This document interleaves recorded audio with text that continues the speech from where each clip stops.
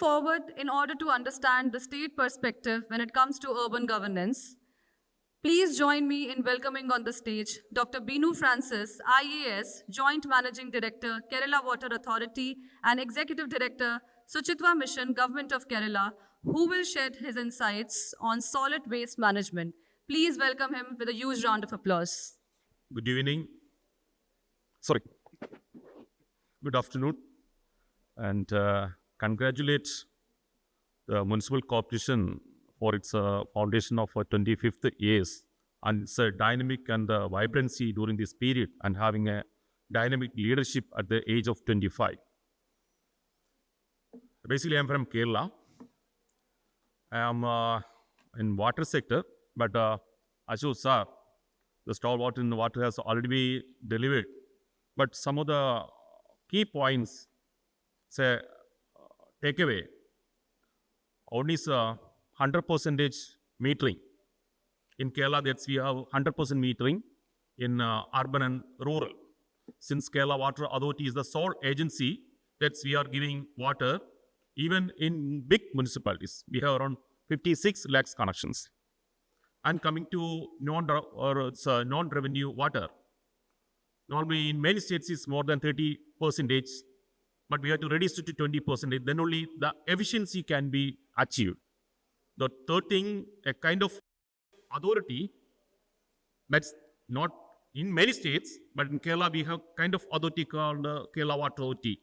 Since sometimes the source is in the rural area and the transmission as the distribution may be in the rural or in the urban area, so there should be some authority to monitor the same.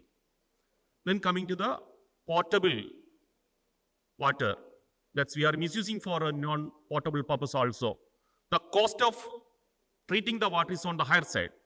See, in Kerala Water in Kerala, the cost of production is around 24.80 per KL, but our recovery is around 19.50 only.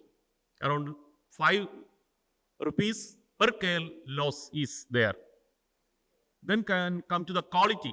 Since it's a portable thing, quality is very important. Then coming to the solid waste portion. See, solid waste is very important in the field of urban administration. Earlier that we have solid waste management rules in 2000. Not waste management, but it is municipal solid waste. So municipal is there. But fortunately or unfortunately, in the 2026 rule, there is municipal is not there, but waste management rule is there. Since we are also focusing on the rural area. Earlier, it was purely in an urban subject. Now it is comes to the rural. Okay. So it is cost very much. If you are not managing the waste in a well manner, in India, as per the statistics, that we are losing around 1 lakh CR per year for the non-management of or mismanagement of waste. In different streams, maybe health or may this urban infrastructure or the value of the infrastructure or the land value in different sectors. Okay. In Kerala, we have a good system. I am from the Suchitwa Mission, that's the Executive Director of the Suchitwa Mission. Suchitwa Mission is the nodal agency of Government of Kerala for monitoring these activities and also the implementing agency for both SBM, urban and rural. We are also a technical, giving technical input to the government and empowering many agencies. We have more than 350 plus agencies on the private sector, which are mainly on the forward as well as in the field levels. So this is something about Kerala, like a small land of around 38,000 square kilometer land here. A small strip of land having 600 kilometer in length and 30 to 140 or around 60 kilometer in breadth. It's a sandwich in between a mountain and the other is the coastal area. Okay. Then we have again an important thing is that as per the last census, 47.82% is in the urban sector. Now it may be around 55 to 56%. Again, almost all the rural areas having the urban characters. So now if you treat this, it may be around 70 plus that the urban character that we have. So in Kerala, we are generating around 10,000 TPD And out of this, around 73 is non-bio. It's vary from urban to rural and hilly area to the coast area, and from the kind of business transition happening in different part of Kerala. So again, this is a comparison of urban and rural, almost same. The waste quantification, the characteristics, urban and rural, around 70 plus is the bio waste that we have. And again some classification on biodegradable waste and non-bio and the inert. Now we have another like a special care substances there in the new rule. Why this classification is very important? Since in Kerala, we have different kind of approaches. For bio, this is the treatment method, and for non-bio, this is again, and for non-bio, there are different kind of around 5 to 6 the streams are there. For these kind of different category, different kind of treatments are there. So it is very important at the level of source, the segregation should be there so that we can reduce the cost of management of solid waste. In India, the cost is entirely different since almost in all municipalities, around 5 to 40% of the budget is spending for the solid waste. 5 to 40. So the disparity around 8 times variation is there. That means how we are treating one thing. Again, coming to the operating cost, which is around 500 to 900 per ton, that is there. Again, there is a disparity. That means in different parts of the country, different ULBs are having their own system, that means with the efficiency or without non-efficiency, but the cost of treating is varying the threshold of 1 to 8. Then what is the approach there in Kerala? This is of course in the national or the global perspective that's one is the reduction, how we can reduce. Then come to the segregation part, then the efficient collection and transportation, and come to the processing, and the end, that's we have the recyclable, or sometimes it can be for other purpose, like the new terminology like the circular economy is there. Then strong legal framework, that's we have in Kerala municipal solid waste management rules as well, and Kerala Panchayat Raj for the rural area, and for the urban area, Kerala Municipal Act is also there. This is a strong enforcement mechanism. Then, of course, Sujita Mission, that's I am heading. This is our mandate and the responsibilities. So, what is the cycles? So, first is the collection. So, normally it should be 100%, at least 95 plus. Then, the segregation, again 100%, at least 80 plus. Otherwise, this circular economy will not work. Then come to transportation, 100% again. Then come to recovery, again come to the process. Different kind of process also there, like incineration, compost, or anaerobic, or sometimes maybe landfill. It should be always less than 5%. Then segregation source. So, as per the new rules that has been come into force on the 1st of April, it's a 4 kinds. The last one is special care. So, what is the status in Kerala? Of course, every municipality has its own data is there. We have achieved around 95 plus, both in urban and rural. And user fees collection is also there, around 85% is there. Fantastically, that's in Kerala, we have no sunrise plant, like in many other cities. Major municipalities like Trivandrum Corporation, Kochi or Calicut, there is no major plant at all. But we can manage at least 70 to 80% plus without having a sunrise plant. That means our approach is, the government of Kerala's approach is very clear to decentralized manage, if possible, at the source itself. Regarding to the bio part, coming to the non-bio, of course, this is not possible. There is some kind of sunrise system. So we have this MCF and mini MCF and recycling units, resource recovery facilities, and co-processing like in cement plants. Then the very interesting part is the Haritha Karma Sena. So we have now, this is 37, but we have a 38,000 population is there. All are women.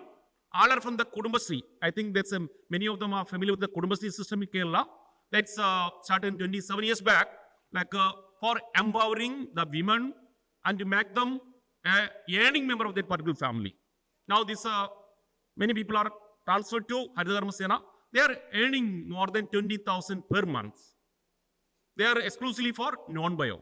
Normally, they visit the household and twice in a month. In the urban area, thrice in a month. How the system is work? Of course, the local government. In Kerala, the local government is very strong, especially the rural area. We have strong Gram Panchayat system, around 1940 on Gram Panchayat there. All the local Panchayat have more than 20 plus these officials, like the health sector or engineering sector, on the revenue sector, like as mini states. In Kerala, that's we are calling this Gram Panchayat as a small states. Even in the urban area, that's we have the municipal corporation system is there, but rural area, more than this Gram Panchayat is very, very strong. So they are facilitating these kind of activities. Of course, they have the mandate to manage the city, manage the rural area, and the state government playing their own role. There again, there is some legal provision is there. So some of the photo and how this system is working. From the household and from the establishment, they are collecting. They have their own vehicle. Sometimes it is given by the local body and go to the MCF. This is purely for a non-bio. Then come to the RRF. From the RRF, there is three categories, three streams are there. Then how it can be used? Sometimes maybe for resale purpose, or sometimes maybe value-added products. Finally, something will go to the landfill. So that is why this segregation is very important. Then from the March 23 to August 25, why this March 23? That's we have a Brahmapuram that is in Kochi in the mid part of mid of Kerala. That's where a legacy waste is there. Legacy waste is there. Okay. So there is a large level of burning, and it will last for around 11 days. And the High Court is very near. High Court has wanted the same. After that, there is a campaign by the government of Kerala. So that's why from March 23, August 25, the household collection from 47 to 95, and the number of the infrastructure that we have 3-fold, 5-fold, or 10-fold, the increase is there in the last 3 years. Then there is a company called Clean Kerala Company, especially for non-bio. It is working in forward linkage. See, whatever the quantity of waste, non-bio waste, collected by the Haridha Dharma Sena, finally, there are so many private vendors also there. They are onboarded by the Shweta Mission, but they are managing a large quantity of non-bio. In 2021, they are managing only 11,000. Now they are managing 61,000 ton per day. Sorry, per year. This is a government of Kerala's company, fully owned by the government of Kerala. And further, there is a cycle. There's a calendar is there. Like e-waste collection, January, July, close, this. So they have to keep the same. Some kind of storing places are there in the Gram Panchayat level or in some regional level. So we are collecting as per this schedule. So this is the number of infrastructure that we have. The household level around 15 lakhs. And we have a compressed biogas plant recently, that is Kochi, on 50 ton per day. And these are the source in the household level and the institutional level. That's by this mechanism, we can manage around 20 to 30% of the total non-bio waste in Kerala, in the household level itself. These are some other. The last one is black soldier fly larva. We have a plant in Kochi having 100 ton per day. CBG plan recently, that's a commission just two months back. These are only one centralized plant in Kerala. These are only one. We have in pipeline around 1,000 ton capacity that we are proposing, and some of them are nearing completion. And again, the interesting fact, this is rendering plants. See, once in Kerala, this chicken waste is a maintenance that sometimes maybe in the streets, on the drains, So now it can be converted into a valuable things. The chicken stall, they have to give around 5 to 8 rupees per kg. There are private vendors and private agencies, they will collect the same, bring to the rendering plant, the process will happen, then it is converted into valuable products.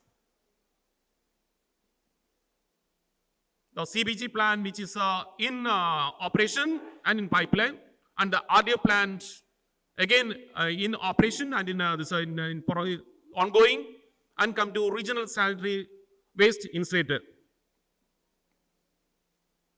This is a sanitary waste incinerator. Again, we are giving importance not in enforcement but in making awareness. It's very important, especially for the segregation and collection. So for all kind of public events, even if it's 2020 or it's a temple feast or church feast or for national games or for school games, anything, we have a protocol like a green initiatives. Green protocol is there. What can be used, what cannot be used. What is the alternative? Again, for the election, both national election as well as the state election, we have an SOP. These are the material which can be used in the election process, even in the campaign, and thereby we can reduce around 40% the total waste generated in the last election. And again, it is appreciated by the National Election Commission, and this is followed by many other states also. Again, okay, say, and again, that's we are rating all the governmental institutions and the local bodies. So there is a norms, there is a SOP. We will rank around 35,000. These government offices are there. All are ranked, either grade 1, 2, 3 to 10. And also, in like the Swachh Sarvation model, we are ranking all the GPs, Gram Panchayats. And we are also providing this as scholarship. Around 50,000 students, almost 10% of the total students are covered under the schemes. This is a 5,000 rupees that we are providing. But like a competition in the sector of this solid waste management. And again, these students are used for other activities like ambassadors or some kind of volunteers, some kind of a sensation purpose that we are using these students. And again, it's an interesting fact that also there is a curriculum in the 10th class, the 8th class, 9th class and the 12th class, the state syllabus, this is a subject. Solid waste management is subject. Now that's the government of India with the rules, 2026, it has been brought in. Again, there is an app, Haridharma Masena, then Haridha Mitram app. These are all tracked. What are vehicles are moving, and what is the position, what is the filling capacity, and what is the present position. And 98 lakhs the scanning, this QR code is there in the households. Whenever these Haridharma Masena workers visit a particular house, they will scan, this is a time, this is a quantity of waste collected.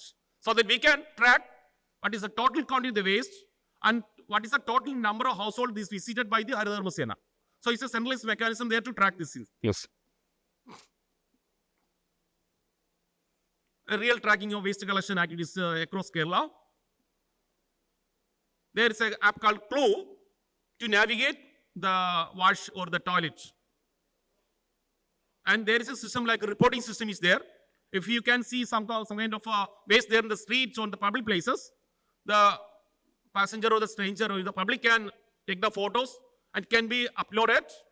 So after the enforcement, what is the fine imposed? Around 25% of the fine imposed is given to the informer as a prize or as a reward.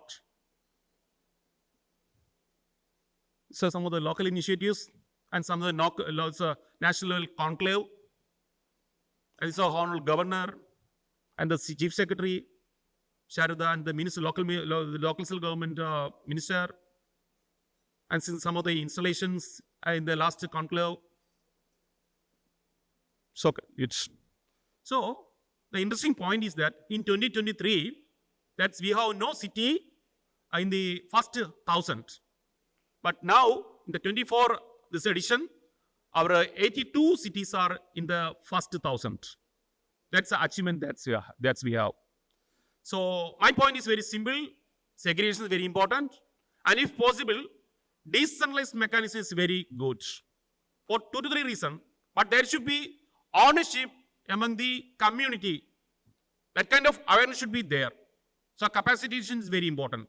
And further, when you see the national statistics, when we are going for this decentralized manner of solid waste management, normally the costs cut down to 40%. 40%. Again, it can be used for some other purposes. The local ownership is also there. These are the certain takeaway from, these are lessons from government of Kerala. And it's a beautiful state with one side water, one side mountain, and around 52% is with green cover, number of total place. Thank you.